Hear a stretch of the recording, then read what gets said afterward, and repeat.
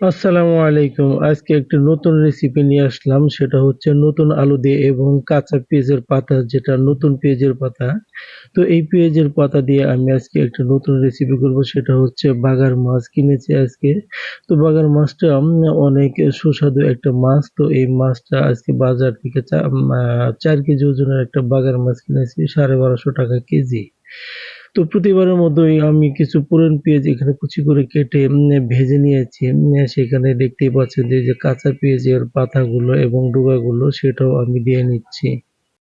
আর এই শীতের সিজনে নতুন পেঁয়াজের তরকারি খেতে অনেক ভালোই লাগে। বিশেষ করে নতুন পেঁয়াজ এবং নতুন আলু দিয়ে তরকারি, বড় মাছ এই তরকারিটা রান্না করলে বেশ মজা, ভীষণ মজা লাগে। তো দেখতেই পাচ্ছেন এখানে আলুগুলো সুন্দর করে পরিষ্কার করে আমি ধুয়ে নিয়েছি। এরপর স্বাদমতো হলুদ এখানে আমি দিয়ে দিয়েছি। এখানে দিয়ে দিয়েছি ধনিয়ার গুঁড়ো, কিছু গরম মসল্লা ফাঁকি মিক্সড করে ব্লেন্ডার করে নিয়েছি এবং দিয়েছি এখানে কাঁচা জিরের গুঁড়ো যেটা ব্লেন্ড করে নিয়েছি সেটা দিয়ে দিলাম। আর হচ্ছে কাঁচামরিচ কুচি ফালি করে রেখেছি সেগুলো এখানে দিয়ে দিলাম। এখন এটা সুন্দর করে নেড়েচেড়ে মিক্স করে দিতেছি। কারণ এই পেঁয়াজের পাতা এবং নতুন আলু সুন্দর করে কষিয়ে নিতে হবে। তো আমি ঢাকনা দিয়ে এটা সুন্দর করে ঢেকে দিলাম। এরপর ২-৩ মিনিট পরে উঠিয়ে একটু আদা পেস্ট এবং রসুন পেস্ট দুটো মিক্স করে সুন্দর করে এখানে দিয়ে দিলাম। আর এখানে দেখতে পাচ্ছেন আস্ত একটা কাঁচামরিচ যেটা বোটা সহ পড়ে গিয়েছিল সেটা উঠিয়ে দিলাম। তো এভাবে নতুন আলু এবং নতুন পেঁয়াজের পাতাগুলো সুন্দর করে ভুনা করে নিতে হবে। আর বিশেষ করে এইভাবে নতুন আলু দিয়ে নতুন পেঁয়াজের পাতা দিয়ে তরকারি রান্নাটা করলে এটা যদি আগের দিন রান্না করে পরের দিন সকালে খাওয়া যায় শীতের সময় এটা জমে খুব সুন্দর একটা তরকারি হয় যেটা খেতে অনেক সুস্বাদু লাগে। মনে হয় যে অমৃত খাচ্ছি এরকম হয়। আপনারা এটাও ট্রাই করবেন। এটা আমি মাঝে মধ্যে ট্রাই করি।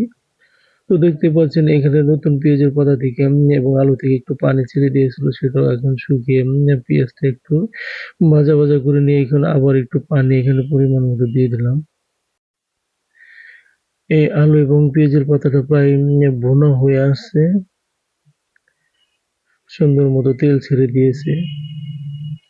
এখন এখানে যে মাছটা বাজার থেকে কেটে নিয়ে আসা হয়েছে সেই মাছের কিছু অংশ এখানে আমি দিয়ে দিলাম।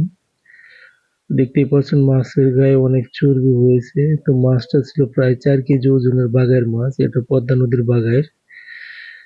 তো এই বাগার মাছ খেতে অনেক সুস্বাদু। আপনারা যারা খেয়েছেন তারা অবশ্যই জানেন যে মাছটা খেতে প্রায় গরুর মাংসের মতোই টেস্টি হয়ে থাকে। এটার কোনো উদ্ভট গন্ধ নাই এই মাছটায়। আপনারা এখনো যারা এই মাছটা খান নাই তারা একটু খেয়ে দেখবেন, ট্রাই করে দেখবেন যে মাছের স্বাদটা কিরকম। তো দেখতেই পাচ্ছেন আমি মাছটা সুন্দর করে ঘন করে নিচ্ছি। এখানে দেখতেই পাচ্ছেন মাছের গায়ে থেকে তেল ছেড়ে দিয়েছে। এখন আমি পরিমাণ মতো ঝোল এখানে এড করে দিলাম। কারণ নতুন আলু এটা খেতে অনেক সুস্বাদু। তো এই আলুটা সিদ্ধ হতে একটু ঝোলের প্রয়োজন আছে। একটু জালেরও প্রয়োজন আছে। তো এখানে আমি পরিমাণ মতো ঝোল দিয়ে এটা ঢেকে নিচ্ছি। ঠিক ৬ মিনিট পর আমি ঢাকনাটা উঁচু করে দিয়েছি। খুব সুন্দর এখানে দেখতে পাচ্ছেন খুব সুন্দর একটা ফ্লেভার বের হচ্ছে নতুন আলু এবং কাঁচা পেঁয়াজের পাতা। পেঁয়াজের পাতার ফ্লেভারটা খুব ভালো লাগে। তো আমি আরেকটু ঢেকে ঝোলটা একটু টেনে নিচ্ছি।